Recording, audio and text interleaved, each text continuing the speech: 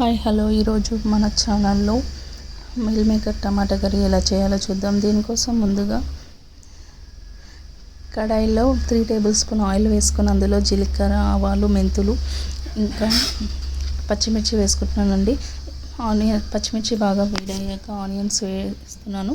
ఒక 3 big size onions వేసుకుంటున్నాను నేను.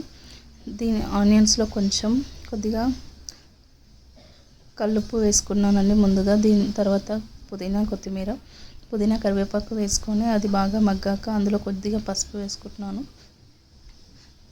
తర్వాత 3 టమాటాలు చాప్ చేసుకొని అందులో వేసుకుంటున్నాను. టమాటాలు ఆనియన్స్ బాగా మగ్గాక ఇందులో కొద్దిగా అల్లం వెల్లుల్లి పేస్ట్ వేసుకుంటున్నానండి.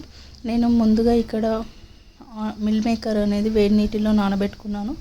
ఈ మిల్ మేకర్ కొంచెం 10 నిమిషాలు నానాక తర్వాత నేను ఉల్లిగడ్డ బాగా మగ్గినాక దాంట్లో మిల్ మేకర్ వాటర్ తీసేసి ఇందులో వేసుకుంటున్నాను. ఇలా కొన్ని మిల్ మేకర్స్ని వాటర్ తీసుకొని నేను ముందుగా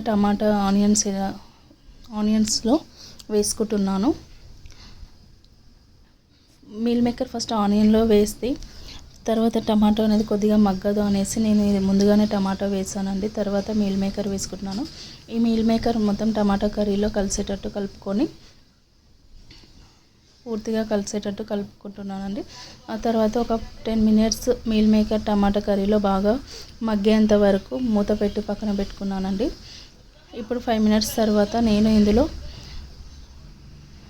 కర్రీకి సరిపడినంత కారం 1.5 టేబుల్ స్పూన్ కారం వేసుకుంటున్నాను. ఇందులో సాల్ట్ లేని కారం అండి, అందుకోసం నేను 1.5 టేబుల్ స్పూన్ కారానికి ఒక 3/4 సాల్ట్ వేసుకుంటున్నాను. 3/4 అంటే 1/2 టేబుల్ స్పూన్ కన్నా కొద్దిగా ఎక్కువ వేసుకుంటున్నాను.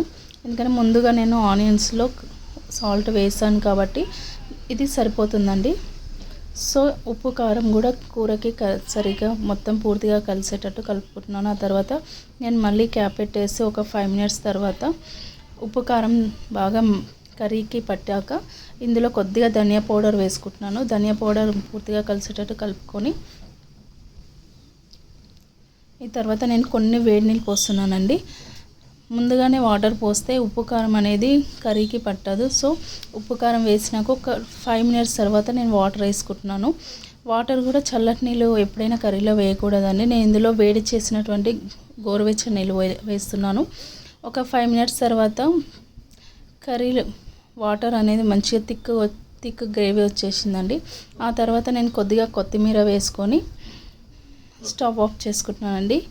ఈ కర్రీ చపాతీకైనా వేడివేడి రైస్లో అయినా చాలా బాగుంటుందండి. మీరు ఒకసారి ట్రై చేయండి, లైక్ చేయండి, షేర్ చేయండి, సబ్స్క్రైబ్ చేయండి. బాయ్.